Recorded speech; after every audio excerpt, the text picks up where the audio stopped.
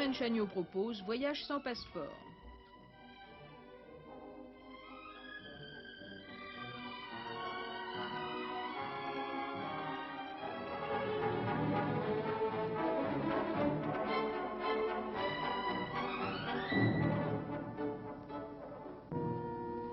Voici un monde de géants, voici les Andes.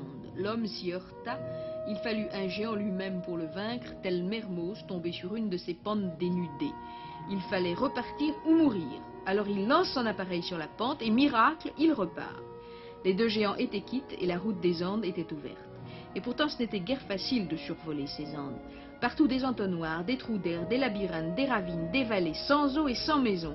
Et pourtant chaque mont est sillonné d'un minuscule sentier. Alors cette vie que l'on ne perçoit pas existe. Vous qui êtes allés en Amérique du Sud, vous savez, au moment où l'on se croit absolument seul, passe un homme. Qui il est, où va-t-il, d'où vient-il, quelle eau l'abreuve, quelle nourriture le rassasie? Personne ne le sait. Cependant, il est là.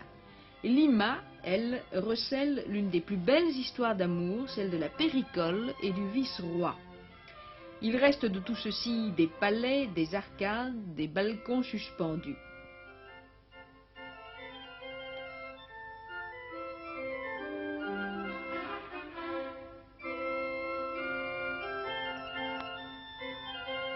Et il reste aussi ce carrosse qui confirme la légende. Ce carrosse du Saint-Sacrement qui devait conduire la péricole à la célébrité.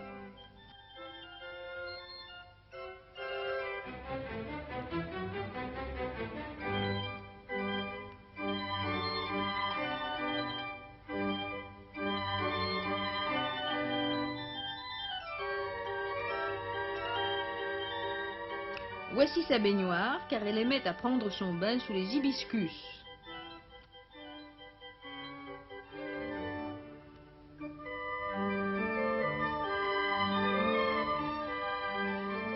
Balcon de bois.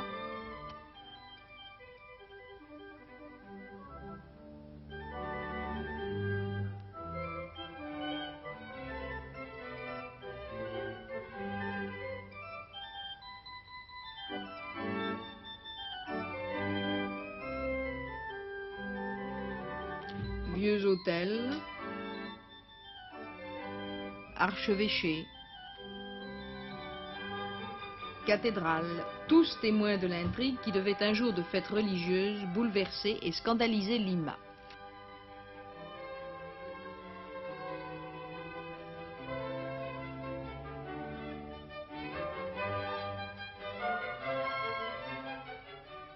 Changeons de monde, essayons de le mieux connaître. Nous nous envolons vers Cusco, capitale de la civilisation inca. Cusco, Sacsayhuaman, Machu Picchu, citadelle où ont siégé les fils du soleil. Culte religieux, trésor des Incas, source d'or fabuleuse, cité construite à 3400 mètres d'altitude, un monde.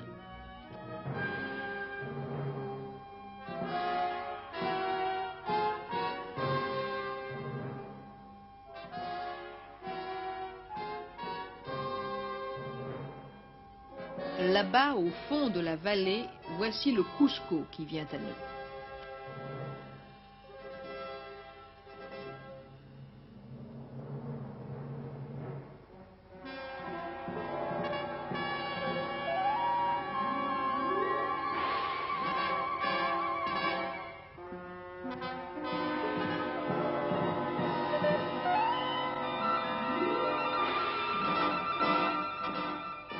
On reçoit Cusco comme un souffle violent en plein visage.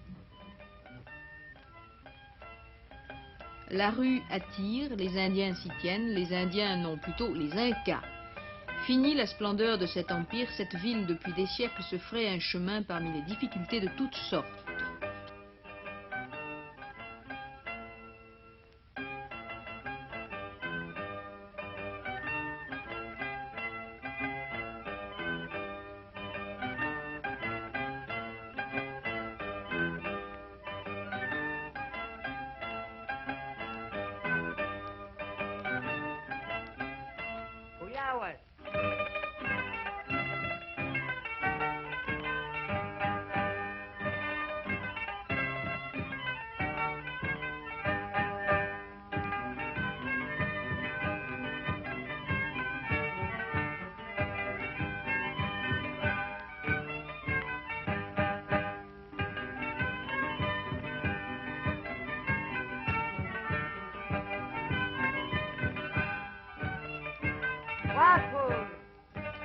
Les témoignages qui ont été laissés par ces surhommes n'ont pas cessé de confondre nos compréhensions. À travers les âges, les tremblements de terre, les rages espagnoles, les murs incas résistent et gardent encore en eux le secret de leur construction.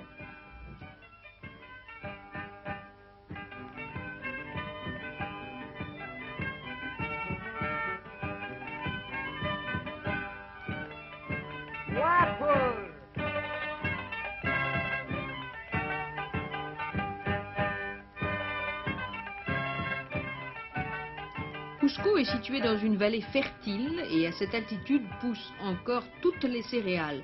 Les Incas en connaissaient plus de 15 espèces différentes. La pomme de terre, elle, est originaire du Pérou et c'est de là qu'elle nous fut importée au XVIe siècle.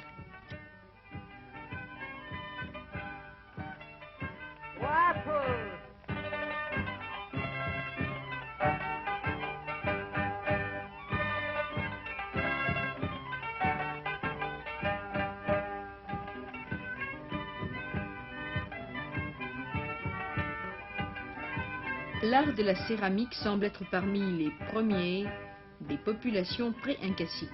Les couleurs en sont le blanc, le rouge et le noir. D'une pâte très fine, elles représentent des personnages, des animaux.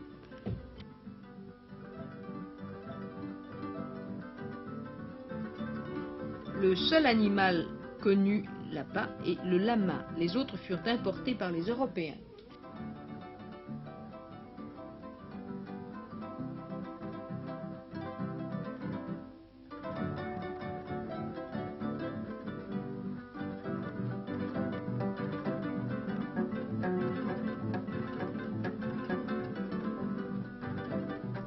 Administré par des princes sages, chaque enfant qui venait au monde recevait une terre qu'il avait à charge de faire produire pour la communauté. Lorsque les conquérants voulurent s'imposer, ils eurent fort à faire. Il y eut des massacres, des répressions, des ruines dont les bases résistèrent à la destruction parce que trop puissantes. Et l'on construisit à nouveau Cusco.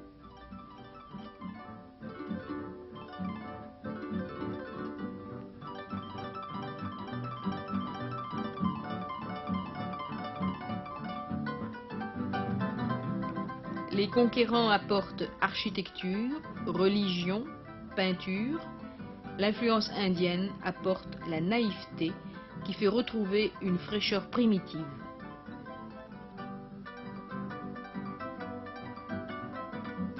C'est sur cette place, devant une cathédrale, que les chefs et les grands dignitaires se rassemblaient et prenaient les décisions importantes concernant l'avenir de l'Empire.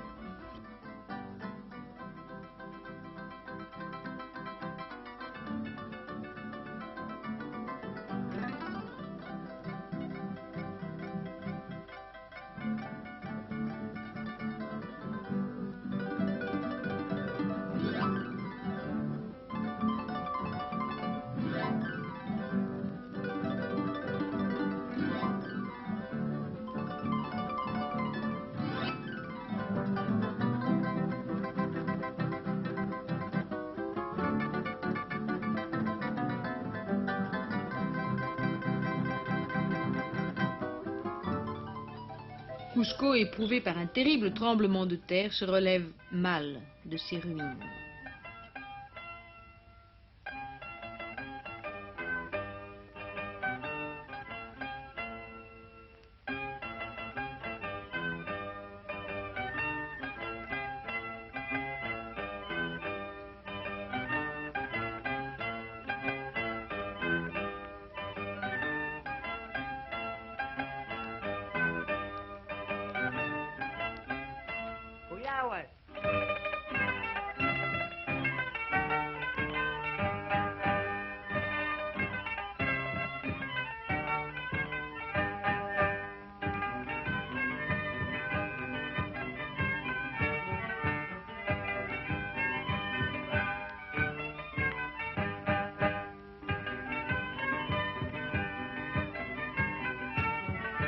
Et c'est maintenant avec de la boue et de la paille que l'on construit les maisons et les écoles pour une marmaille toujours plus nombreuse.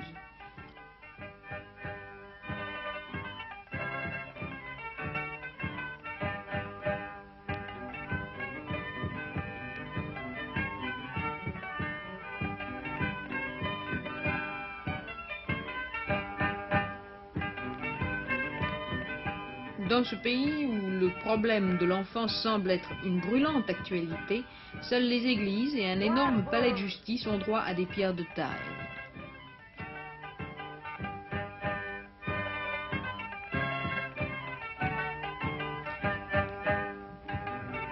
Est-ce le procès de la misère que l'on veut juger dans ce palais? Qui sait?